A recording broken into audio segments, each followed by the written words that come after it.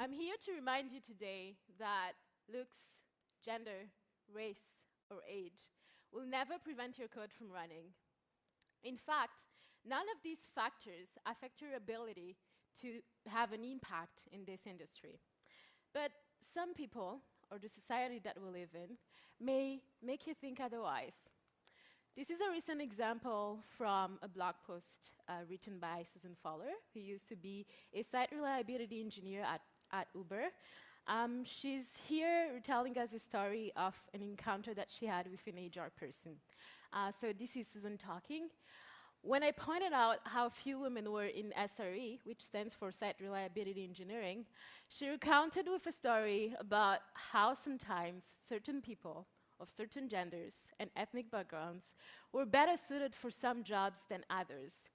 So I shouldn't be surprised by the gender ratios in engineering. There are three things that I want you to notice here. This is a conversation taking place in the 21st century. This is a conversation between two women who work in a technical company. But somehow, the flabbergasting idea that certain genders and ethnic backgrounds are better suited for some jobs than others still subsists. I'm here to tell you the total opposite. So I believe that if you are persistent, if you love digging into problems, if you are curious, you have what it takes to be a tech maker. And what a better way to prove my point than to tell you my story, right? And maybe you will be able to relate. My name is Daniella Niyonkuru. I grew up in Burundi, one of the poorest countries in the world, and today I'm a production engineer at Shopify. As some of you may know, Shopify has recently been named as the best place to work in Canada. And you may be wondering, how did she go from one of the poorest countries in the world to the best place to work in Canada? How did I make it so far with such an unexpected start, right? Well, let's go back at the start. Let's go back at the beginning. Let's go to Burundi. I'm going to start with a quick poll. Who knows where Burundi is? Show of hands, please. Oh my goodness, I'm so excited. I have people.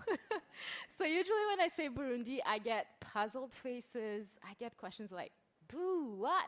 Are you sure it's not Brunei? And I'm like, no, it's Burundi. So Burundi is a small country in Eastern Central Africa. And it's referred to as the heart of Africa because it has a heart shape. Now, if you ever look up Burundi, words that will come up are genocide, civil wars, and poverty. And even if all these words are painfully true, Burundi is also made of beautiful landscape and welcoming people. Although I grew up hearing the sound of guns and bombs, and I still have nightmares about it, what I remember the most when I think about Burundi are all the beautiful places that I've been to. What comes into my mind when I think about Burundi are the wonderful moments that I spend with my friends and family. Good. So now you know everything about Burundi. Now let's time travel to the past. When I was growing up, this is me, I'm pretty sure nobody figured that out. I usually get, you don't look like you used to look to when you were a kid. And I'm like, thank God. Anyways, when I was growing up, I was into science and math.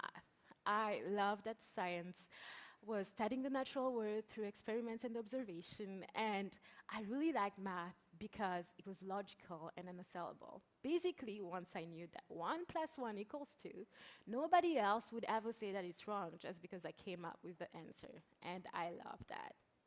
Once you know, you know. And then the other thing that I loved about math was that it was about solving problems. Now, the other thing that you have to know is about my mom. My mom is a pretty amazing woman, so if you have to remember one thing from my whole story, let it be it. So my mom is pretty amazing, as I said, and I remember when I was a kid, what I want actually to get to is that my mom she doesn't care about stereotypes. And when I was a kid, I remember telling her, hey, Mom, I love airplanes, so therefore I'm going to be a flight attendant. So now my mom knew me. She knew that I was into building things and figuring out how everything worked together. And so she looked at me with a smile and asked me, "Have you considered being a pilot or even building the airplane?" And I looked at her with this amazed face. I was like, "Whoa, I can do that? I mean, that's totally what I want to do."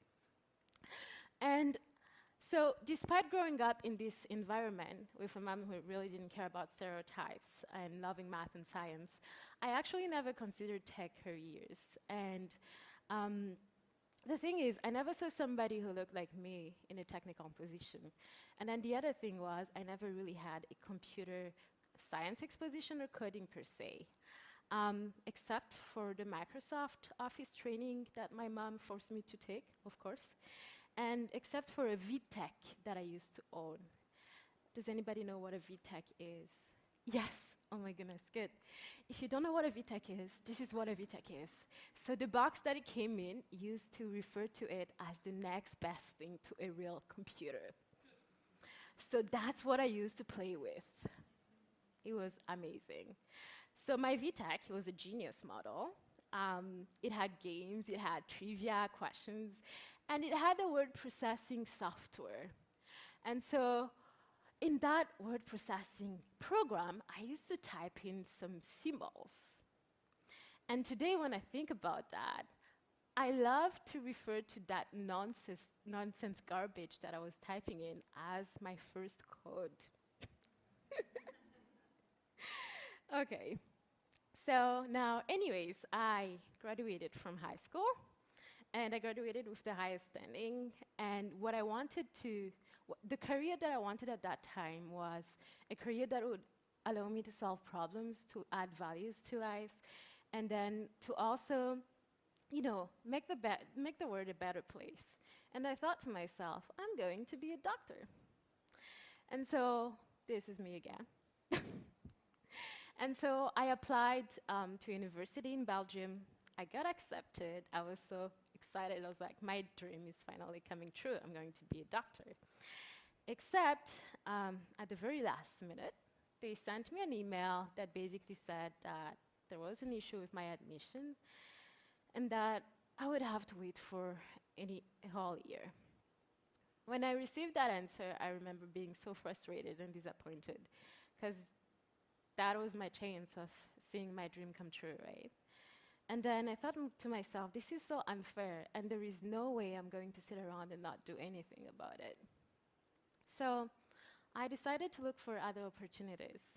Since I had the highest score in the national examination, this basically meant that I could look up into some scholarship opportunities. And that's how I found out about the Canadian Francophonie Excellence Scholarship. So now it was a pretty amazing program, reading the description, and I could study anything that I wanted, except medicine and law. So I was like, there is no way I'm going to settle here, I'm going to be a doctor. But let me just look up at the options. So I remember stumbling upon computer engineering and reading about it. I was like, I have no clue what this thing is.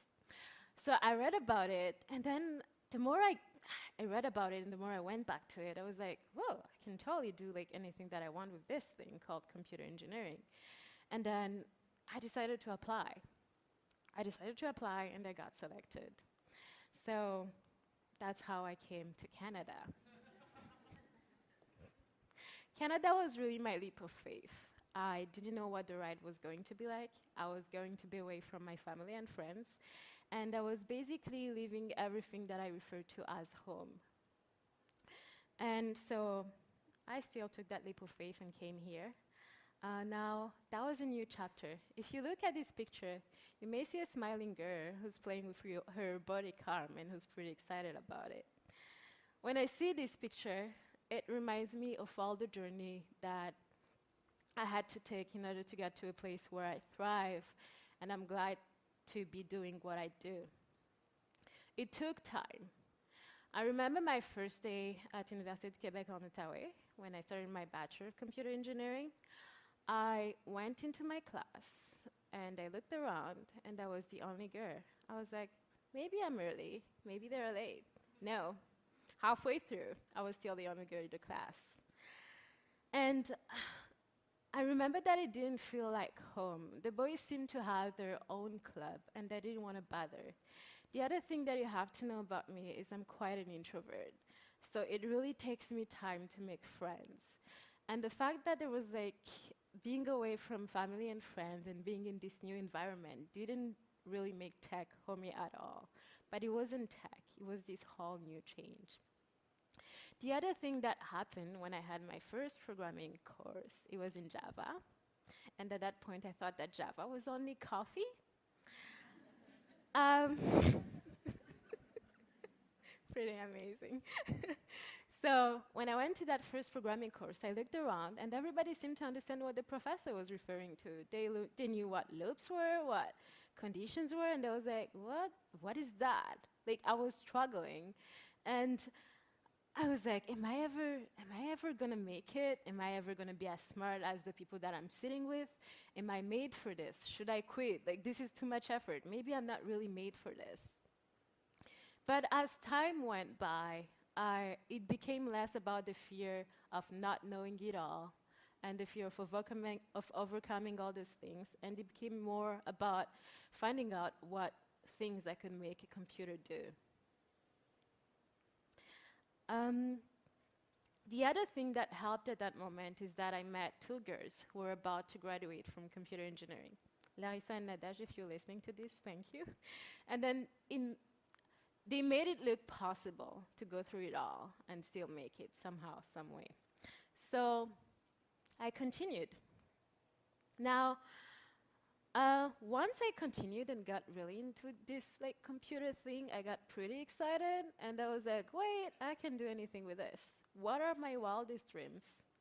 Remember the airplane that I was telling my mom about? Well, I got an internship at a flight simulator company. And I was working on the autopilot system of Boeing's and Airbus full flight simulators. And I remember that it was funny because I was in this like gigantic cockpit testing out my code, crashing the plane, and I was like, "Oh, okay, I can crash it, but I can also build the autopilot system that runs it." So it was pretty amazing. Now, I finally graduated. Yay! And when I graduated, I got awarded the Governor General's Academic Medal. When I got the letter that announced that I had earned it, it was unreal. I was like, whoa, I didn't know I was doing that good. How come I'm earning this thing? This thing basically means that not only am I the best in my program, but I'm the best among I'm the best. I'm like the bestest. How did this even happen? I mean,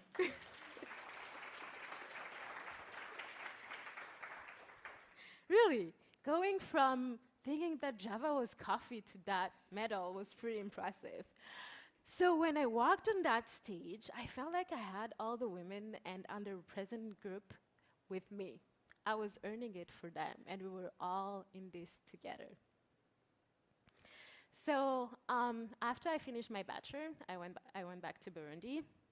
And then it was a time for me to reflect upon all those past 4 years when I had learned about computer engineering. And indeed, it allowed me to do anything that I could. Now, I love coding. What I love about coding is that you start with really simple statements, really simple instructions. But once they come together, they can make a plane fly. They can change the way we interact with everyday's objects. They change the way we work. They make our process faster. The other thing that I love about coding is that it either runs or it doesn't. It's fair, and it treats everybody equally, which means that if you make the same mistake that I made on your computer, it will not run. And it's the best and the worst thing about it. Because you'll be like, why is my code not running? Everything is in place. This is supposed to be running beautifully, but I don't know why. And then when you get to a point where it works, you're like, oh my goodness, I made this thing. It's working. It's alive. But of course, sometimes you don't even know why it's running too. So That's totally fine. And then the last thing that I love about coding is that it can be learned. It's not some black magic. Everybody can learn it, no matter what your background is, and it can be learned like everything else. So what did I do? I continued. I wanted to go further. I wanted to see what I could apply it to. And so I started a Master of Applied Science in Electrical and Computer Engineering. My thesis was about formal model-driven development for embedded systems, which sounds like a fancy thing, but it's basically about applying formal methods and software developments together and to actually come with like a software development that's rigorous enough that it can be applied to small embedded devices that we use in critical situations. And what it basically involved was me building robots and then running my kernel on them. This was really the fun part. So meet BabyBot. So when I work on projects, I really get attached to them and I end up nicknaming them. So every time I was going to my supervisor, I was like, yeah, so I tried this thing on BabyBot. And he would look at me, he was like, I'm sorry, what? BabyBot? I'm like, yeah, that's the robot that I'm building. And everybody at the end was referring to it as BabyBot. So BabyBot was pretty amazing. And then later on, we also tried the kernel that I had made on quadcopters, and we had it fly, and it was pretty amazing.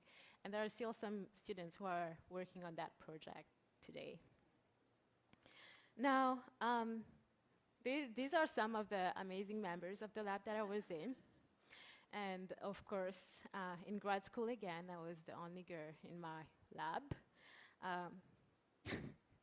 So at that point, I thought to myself, instead of just always noticing that I'm the only girl, I'm going to do something about it. I'm going to look out through the campus and see if there are other women who are doing that. And that's how I found out about women in science and engineering. When I found them, it was pretty amazing. So I decided to be part of the executive committee. We were getting together, sharing ideas, sharing our struggles and successes, and above all, we were basically planning to take over the world. We were like, how can we get more women to come into this? How can they also experience this magic that we're basically experiencing every day? And so we organized activities like Go Engineer, Go Code Girl, where we had like young girls come learn about engineering and coding. And I just love seeing it girl, like when she realized that she actually wrote code and that it's finally running. I mean, it could be really a simple thing, like a unicorn flying all over the place, but the sparkle that you see in their eyes, it's pretty amazing. So it was about fostering STEM in younger generations. I graduated again, and this time I got a Senate Medal for Outstanding Academic Achievement. And again, I was like, what? I didn't know I was doing that well. I was like doing all these women in science and engineering group and somehow trying my best so that my thesis could be really good. And then they thought I had outstanding academic achievement, and I was super grateful for it. So my mom came, yay! And we celebrated. She's one of my best supporters. And yes. So after that, I decided to do a transition to go to the workforce. And it was another new chapter. So workforce, woohoo! The first full-time position that I actually had was as an aircraft system software specialist. Now, one funny thing about it is I was working on the navigation systems of Boeing and Airbuses. And then when I got hired at first, it was about me working on autopilot, because I love autopilot, and I'm usually in autopilot mode when I'm doing my things, so that was perfect. Except that when I started, they were like, oh, we actually assigned you to the navigation systems group. And I was like, okay. The funny thing about navigation systems now is that it's all about knowing where the plane is, being able to locate it. And oh my goodness, I'm so bad at directions in my own life.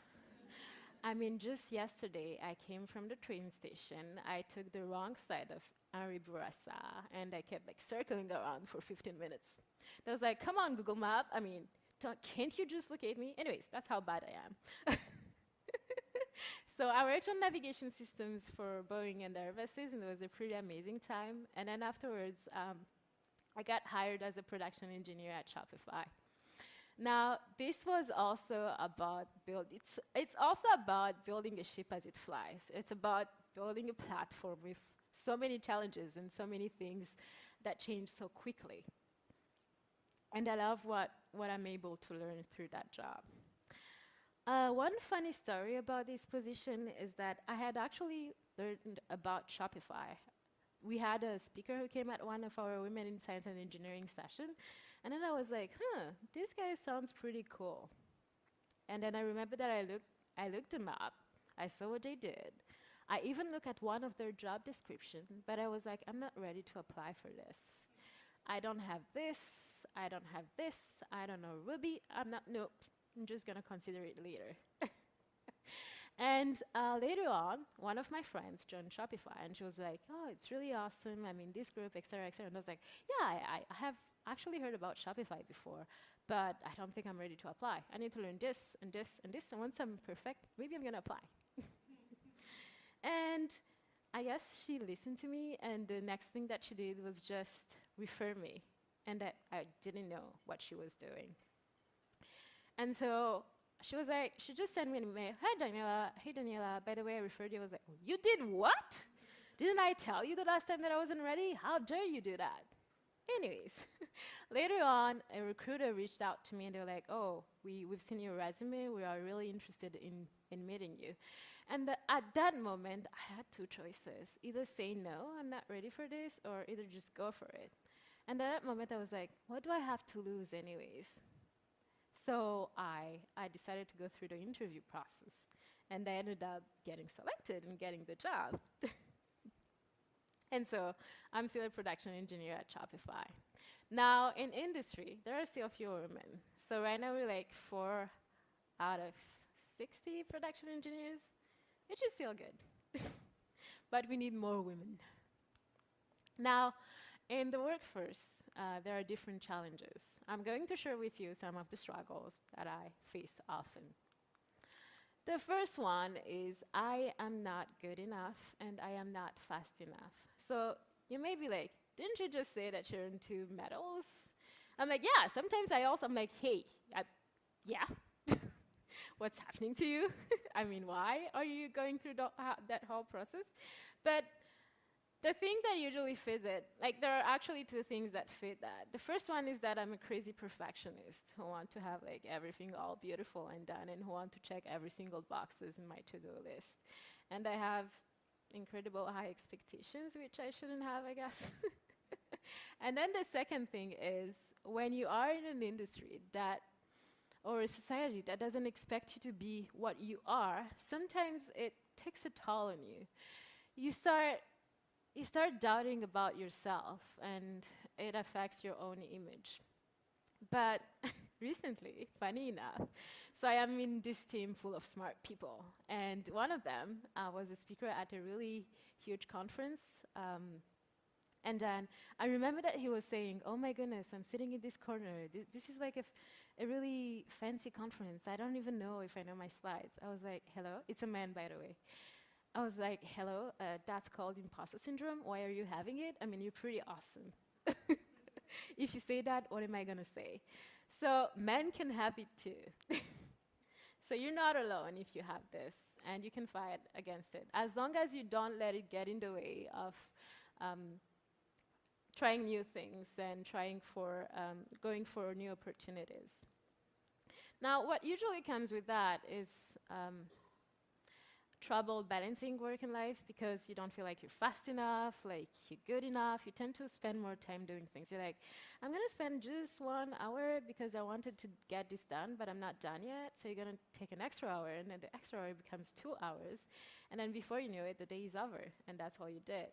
So for me, I had to find a way of like balancing this thing, of being like, okay, I haven't checked this, so let me just break it down into some small achievable steps.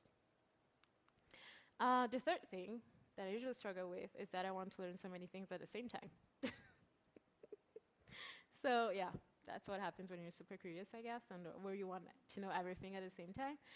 But yeah, there is also a way to fight that, which is like have a, I don't know, learning time where you set your objectives. And then the last thing that I used to struggle with, but it got better now, was raising my hands, expressing my ideas, saying what I thought. That I actually got aware of that because I was in this new team full of smart people, as I said. And then every time they were saying something, I was like, I don't have anything to add. You guys are smart. You have already figured that out. But then they created this safe place to speak. And they were doing turns. They were like, so what do you think? I'm like, oh, really? Okay. And then I started getting better at sharing my ideas, sharing my opinion. And now I'm pretty good at saying what I think in the work environment. So if I ever see a pull request with some things that I do not agree with, I will be like, no. And I'm actually going to make sure that I explain why. And even though you're a senior person, I'm still gonna do it. Good. So now that I have shared my personal experience, I want to share some conversations that I had with other atypical tech makers of things that we go through, things that we think can help attract more atypical tech makers or actually keep them. But before that, let's go through a frequently asked questions. The first one of the questions that I usually get is, do you feel, this is from the brave ones, who are like, do you feel like you have to behave like a man to be successful? And I'm usually like, no, I don't feel like I have to behave like a man to be successful. I feel like I have to ship new features. I feel like I have to be really, really good at what I do. And I feel like, yes, that's the point. I need to be really, really good at what I do, not behave like a man in order to be successful. The second question is being a woman or being Black a burden to you? And then the answer again is no. When I wake up in the morning, I don't feel like, oh my goodness, I'm a woman and I'm Black. This is just too heavy. No, I wake up in the morning. I wake up in the morning, I usually have my to-do list. I'm like, I'm gonna ship this. I have to do this and this and this and this. And oh my goodness, I have 15 minutes again. And then I just rush. That's what usually happens. And the only times where I really notice that I'm a woman or that I am Black is when I am reminded of it. It's when something awkward happens or a friend points out to me, hey, did you see how this person treated you? He didn't treat me the same way. And I'm like, oh, I wonder why. And I'm like, oh, maybe, oh, whatever. So that's when it usually happens. The other question is, it's dirty under my desk. Can you clean up?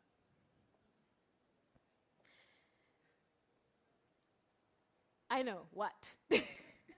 I usually like, can you clean up? And I'm just walking, I'm like, oh. And then I keep walking. So this is what happens when you are used to seeing some people into some positions, and then you're taken for the cleaning personnel, but obviously it's not right. So I usually clean up my house, but no, I don't clean up under your desk. And then the other last question is not related to this at all. It's like, how old are you? You look so young. I'm not 12. But usually people think I'm 12. I'm way older than that. Good. So now, about attracting atypical tech makers. What can we do? At the industry level, the first thing is to create a safe place. This is actually essential for everybody, whether you are stereotypical tech makers or you're different. This is really super important. If you go to work and you don't feel safe, you feel like you're going to be harassed or your opinions will not be heard based on what you look like, it's not an environment to work in, right? So this is really an essential thing to have. So create a safe place where people feel like they can talk, they can work freely, and nobody's going to make some judgments or actually treat them because of the way they look. The second thing is to usually go outside of your usual recruiting pool. So if your company has 95% white men as developers and you're going to them to ask for referrals, I mean, it's good. But usually we have friends who look like us. And the chances are, the more people that will get in your recruiting pool are also people who look like other people. So think about going outside of it. Think about going into women in science engineering groups at university level if you're like recruiting, or think about talking with all these women in science and engineering groups who are also at the national level. The third thing is to target different backgrounds. So you may have already women at your company who are not in a technical position, but the thing is, coding can be learned. What if they were interested in a technical position? How would you know, right? Well, give them a shot. Ask if anybody would be interested into trying that out. And it usually pretty works out well. The other thing is, even outside your environment, there are boot camps, like women who are trying, or other people who are trying coding for the first time. That may also be a good opportunity. And the good thing about it is, they are not into this computer science framework that we've always been thought to think into. They have a unique perspective that they bring with their own experience. The second thing is, outside of industry, is to inspire young generations. So if you're not telling young girls that they can be in a technical career, it's going to be really hard. So make sure that you also get to them and that you foster this new generation that's going to replace the workforce right now. And then the third thing is, have role models. If you have women at your company, make sure that they are seen, that they are heard, and that they can be related to by other candidates that you want to attract. Good. So now, how do we keep them? Well, first thing is to treat them well. Chances are, if you're not treated well, you're going to go away, right? And then the other thing that you have to pay attention to is, there is this adage that says that all women in tech know each other. So if something bad happens to one of them, the chances are that somebody else is going to happen. Uber. So make sure that you have a good reputation, that you keep them, and that you treat the women that you have really well. So equal pay, like make sure that they have the same opportunity, that the pay is fair, and that they are heard and really being listened to. Equal opportunity environment, make sure that they have access to everything.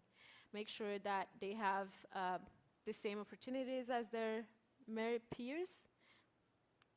And then the third thing that's really important is to give them good managers. This is a really huge one. So usually women suffer from having untrained managers. So communication is something that's really important. Being able to communicate with your manager, being able to feel like you are heard, like your feedback is valuable. It's something that's really great and huge, and that can help in a tremendous way. Now, I'm going to share my story with the team lead that I have right now. So when I learned that he was my team lead, I was like, this is going to be interesting because he's also an introvert. I was like, are we even going to talk? But it turned out pretty well. So he doesn't only care about the output of my work, what I'm producing. He also cares about my own personal development. He cares about me growing and going higher in terms of positions and those kind of things. So for instance, he will be like, hey, you need to make sure that you go to a conference before the end of the year. And I'm like, yes, I'm looking into this. And he will push me. He will be like, look up for a really good conference and look for things that you are interested into learning. And he will send me links. Those are the things that he genuinely does. The other thing is having a session where you listen to the people who you are managing. So we usually have one-on-ones where we talk about what we're working on, how I feel about my job, if I have feedback, and those kind of things. And it's really valuable because you get to have that one-on-one time and express express your successes, your struggle, what you're afraid of. So this is really important. And then the other thing that's important is being supportive. So he's super supportive. When I was coming here, he actually published, he's like, hey, she's talking at a conference. I'm like, you're really good at that. He tweeted things. I was like, really? So yes, so give them good managers. The fourth thing is to give high visibility assignments.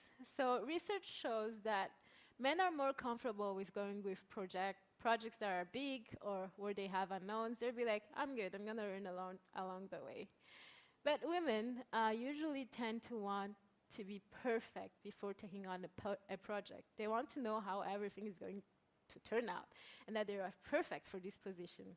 So you have to be aware of that. And if you see a woman who would fit for such a project, don't be afraid. Go ahead and tell her, hey, I think you would be perfect for this one. How about applying? How about working on this? And then the fourth thing is pipeline to senior roles.